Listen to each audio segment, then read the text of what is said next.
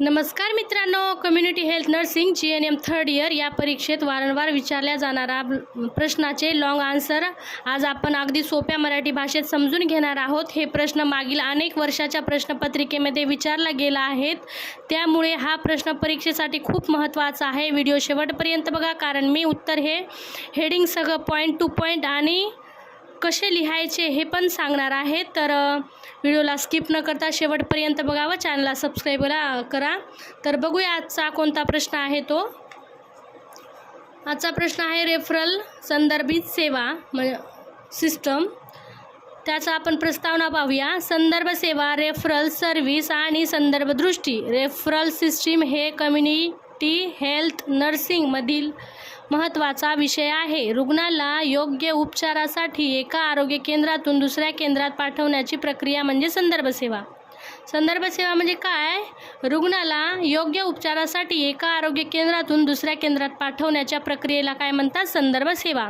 त्याची व्याख्या पाहूया आपण काय आहे।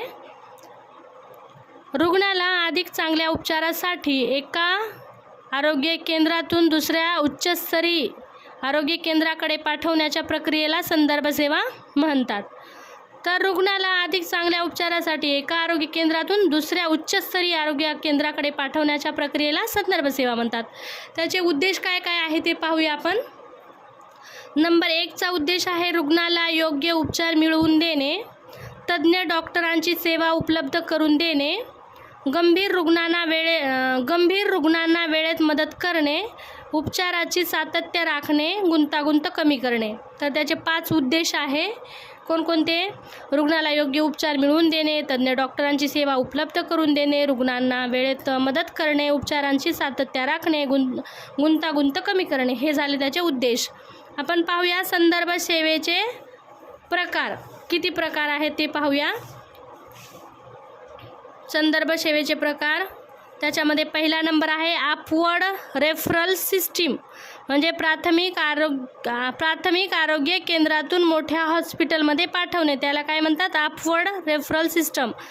प्राथमिक केंद्रातून मोठ्या हॉस्पिटलमध्ये पाठवणे। डाऊनवर्ड रेफरल म्हणजेच मोठ्या हॉस्पिटलमधून प्राथमिक आरोग्य केंद्राकडे पाठवणे। डाऊनवर्ड म्हणजे मोठ्या हॉस्पिटलकडून प्राथमिक आरोग्य केंद्रात पाठवणे। आणि साइडवर्ड रेफरल तिसरा आहे साइड वर्ड रेफरल, तर एका विभागातून दुसऱ्या विभागात पाठवणे। तर काय आहे? एका विभागातून दुसऱ्या विभागाकडे पाठवणे, साइड वर्ड रेफरल। हे आहे त्याचे प्रकार। 3 प्रकार झाले। आणि आता पाहूया आपण संदर्भ सेवेची पायरी। संदर्भ सेवेच्या पायऱ्या काय काय आहे ते पाहणार आहोत। अजून नंबर 1 आहे रुग्णाची तपासणी, गंभीरता ओळखणे, रेफरल नोट तयार करणे, योग्य केंद्राकडे पाठवणे, फॉलोअप करणे। तर संदर्भ सेवेची पायरी काय काय आहे? रुग्णाची तपासणी, गंभीरता ओळखणे, रेफरल नोट तयार करणे, योग्य केंद्राकडे पाठवणे आणि फॉलोअप करणे। तर संदर्भ सेवेचे महत्त्व पाहूया आपण काय काय आहे। योग्य वेळी उपचार मिळतात, मृत्यूदर कमी होतो, वेळ आणि पैसा वाचतो, आरोग्य सेवा सुधारते। तर काय काय आहे? योग्य वेळी उपचार मिळतात, मृत्यूदर कमी होतो, वेळ आणि पैसा वाचतो, आरोग्य सेवा चांगल्या प्रकारे आपल्याला मिळते। रुग्णाला अजून पुढे पाहूया। रुग्णाला योग्य उपचारासाठी एका आरोग्य केंद्रातून दुसऱ्या केंद्रात पाठवण्याच्या प्रक्रियेला संदर्भ सेवा म्हणतात। हा प्रश्न 5 किंवा 10 मार्कासाठी आला तर वरील व्हिडिओ हेडिंग वापरून तुम्ही उत्तर लिहू शकता, त्यामुळे तुम्हाला चांगले मार्क मिळू शकतात। तर हे झाला आणि आपण पुढचा पण प्रश्न पाहणार आहोत, ते आहे शालेय आरोग्य कार्यक्रम। हा पण प्रश्न बऱ्याच वेळा प्रिवियस पेपरमध्ये पाहायला मिळालेला आहे। तर पाहूया शालेय आरोग्य कार्यक्रम। विद्यार्थ्यांच्या आरोग्य संरक्षण व संवर्धनासाठी राबवण्यात येणारा कार्यक्रम म्हणजे शालेय आरोग्य कार्यक्रम। 0 ते 5 वर्षातील लसीकरण दिले जातात. दोष व आजार यावर उपाय करतात. शालेय आरोग्य कार्यक्रमामध्ये 0 ते 5 वर्षाच्या बालकांना लसीकरण करणे, त्यांना आहार देणे, योग्य प्रकारे जर कुपोषण असेल त्यावर उपचार करणे, अशा प्रकारे शालेय आरोग्य कार्यक्रमामध्ये ह्या सगळे कार्यक्रम येते. त्याची व्याख्या पाहूया आपण काय काय आहे शालेय आरोग्य कार्यक्रमाची व्याख्या. शाळेतील विद्यार्थ्यांच्या शारीरिक व मानसिक व सामाजिक आरोग्याचे संरक्षण आणि संवर्धन करण्यासाठी राबवण्यात येणाऱ्या कार्यक्रमाला शालेय आरोग्य कार्यक्रम म्हणतात. शाळेतील विद्यार्थ्यांच्या शारीरिक व मानसिक सामाजिक आरोग्याचे संरक्षण आणि संवर्धन करण्यासाठी राबवण्यात येणाऱ्या कार्यक्रमाला काय म्हणतात? शालेय आरोग्य कार्यक्रम म्हणतात. तर आपण त्याचे उद्देश पाहूया काय काय आहे शालेय आरोग्य कार्यक्रमाचे उद्देश. नंबर 1 आहे विद्यार्थ्यांना आरोग्य चांगले ठेवणे, विद्यार्थ्याचे आरोग्य चांगले ठेवणे, रोग प्रतिबंध करणे. नंबर 3 आहे दोष व आजार लवकर ओळखणे. नंबर 4 आहे आरोग्यदायी सवयी विकसित करणे. नंबर 5 आहे विद्यार्थ्यांची शैक्षणिक प्रगती सुधारणे. तर याच्यामध्ये उद्देश काय काय आहे? विद्यार्थ्यांचे आरोग्य चांगले ठेवणे, रोग प्रतिबंध करणे, दोष व आजार लवकर ओळखणे, आरोग्यदायी सवयी विकसित करणे, विद्यार्थ्यांची शैक्षणिक प्रगती करणे. अजून आहे पुढं शालेय आरोग्य कार्यक्रमाचे घटक. तर नंबर 1चं घटक आहे हेल्थ ॲप्रेशियल, विद्यार्थ्यांची आरोग्य तपासणी करणे. कशाची आरोग्य तपासणी येईल याच्यामध्ये? डोक्याची तपासणी करणे, कान, दात, वजन, उंची हे आरोग्य कार्यक्रमामधील घटक आहे. अजून दुसरा पण आहे याच्यामध्ये ट्रीटमेंट अँड फॉलोअप करणे, आजार आढळल्यास उपचार व पुढील तपासणी करणे. जर शालेय आरोग्य कार्यक्रम मुलांना जर ट्रीटमेंट आणि फॉलोअपसाठी पण पाठवणे, काही आजार आढळल्यास उपचार व पुढील तपासणीच पाठवणे, त्यांना पुढील कोणती तपासणी असेल त्याच्यासाठी विद्यार्थ्यांना पाठवणे. इम्युनायझेशन, लसीकरण करणे, लहान बालकांना लसीकरण मोफत करणे. हेल्थ एज्युकेशन नंबर 4चा आहे हेल्थ एज्युकेशन. तर स्वच्छता, पोषण व आरोग्य सवयीबद्दल शिक्षण देणे. 5 नंबर आहे nutrition and mid day meal programme. हा न्यूट्रिशन पौष्टिक आहारासाठी राबवण्यात आलेला आहे. 0 ते 5 वर्षाच्या मुलांना अंगणवाडीमध्ये मोफत खिचडी काय काय असेल ते पण आरोग्य शालेय शिक्षणमध्ये येतो हा पॉईंट. हेल्थ स्कूल एन्व्हायरमेंट, स्वच्छ पाणी, शौचालय, स्वच्छ वर्गखोल्या उपलब्ध करणे. हेल्थ स्कूल एन्व्हायरमेंटमध्ये स्वच्छ खोल्या उपलब्ध करून देणे, स्वच्छ पाणी पियायला देणे, शौचालय असणे त्याच्यामध्ये. आणि शालेय आरोग्य सेवेमध्ये नर्सची भूमिका ही खूप महत्त्वाची असते. तर कोणकोणते पॉईंट आहे त्यामध्ये ते बघूया आपण. शालेय आरोग्य कार्यक्रम नर्सची भूमिका. नंबर 1 आहे विद्यार्थ्याची आरोग्य तपासणी करणे, लसीकरण करणे, आरोग्य शिक्षण देणे, आजारी विद्यार्थ्यांना मदत करणे, पालकांना मार्गदर्शन करणे. तर नर्सची काय काय भूमिका आहे याच्यामध्ये? विद्यार्थ्याची आरोग्य तपासणी करणे, लसीकरण करणे, आरोग्य शिक्षण देणे, आजारी विद्यार्थ्यांना मदत करणे, पालकांना मार्गदर्शन करणे, अशी आहे नर्सची भूमिका याच्यामध्ये.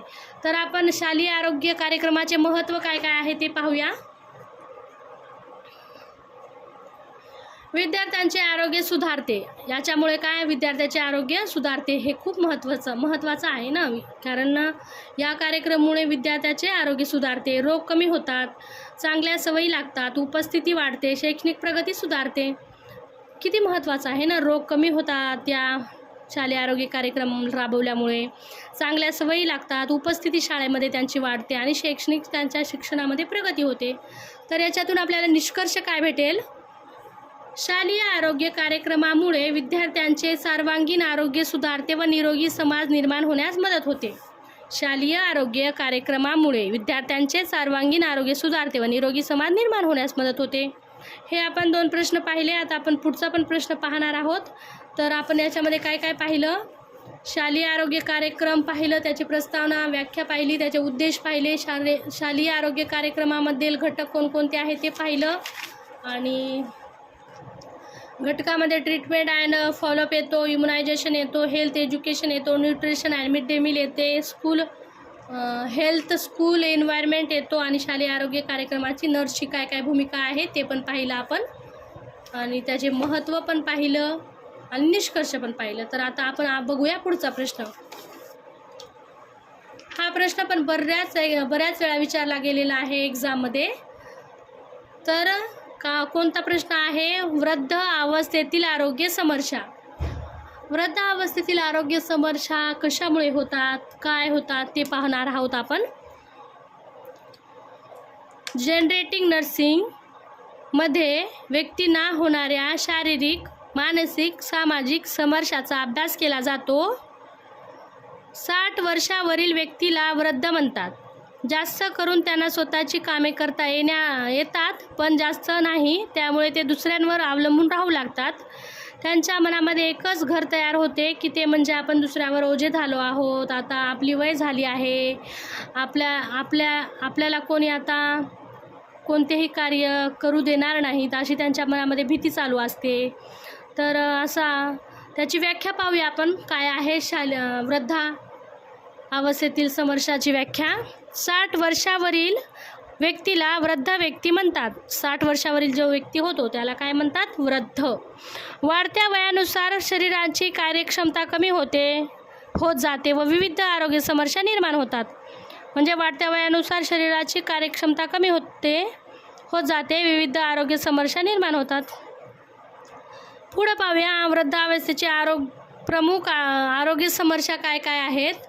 वृद्ध अवस्थेचे प्रमुख आरोग्य समस्या नंबर 1 आहे शारीरिक समस्या, नंबर 2 आहे मानसिक समस्या, नंबर 3 आहे मानसिक समस्या, सामाजिक समस्या, शारीरिक समस्या, पोषण समस्या, दीर्घकालीन आजार असे त्याचे समस्या आहे. एक एक पाहूया आपण. शारीरिक समस्यामध्ये काय काय येतो.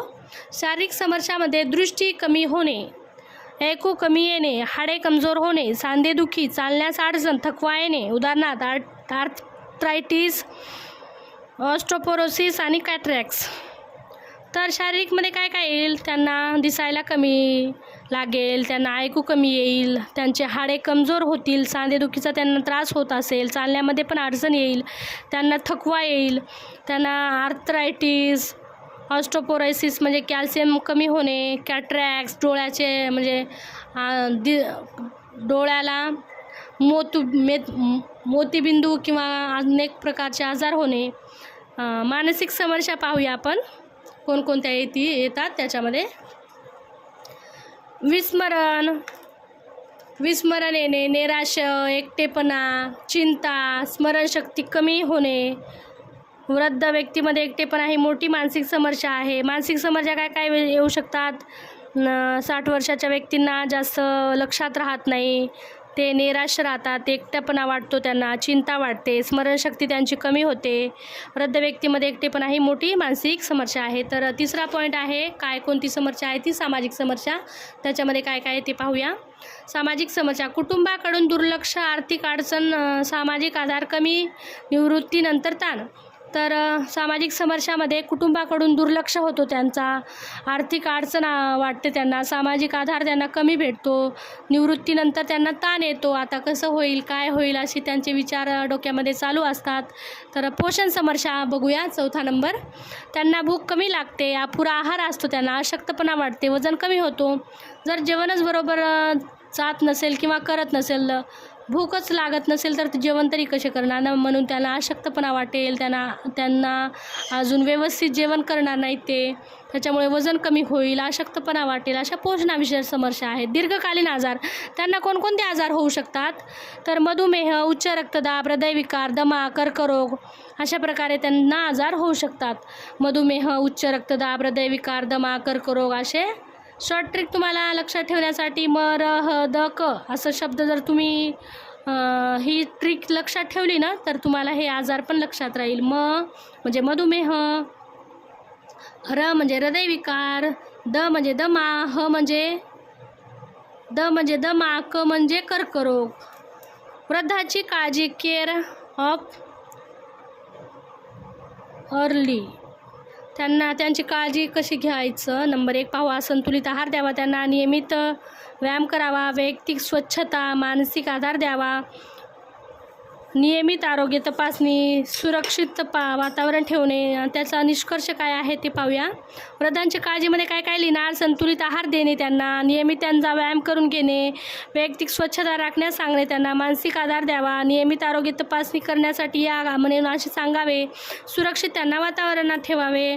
तर अशा प्रकारे आहे वृद्धांची काळजी घेणे. निष्कर्ष काय भेटेल याच्यामधून?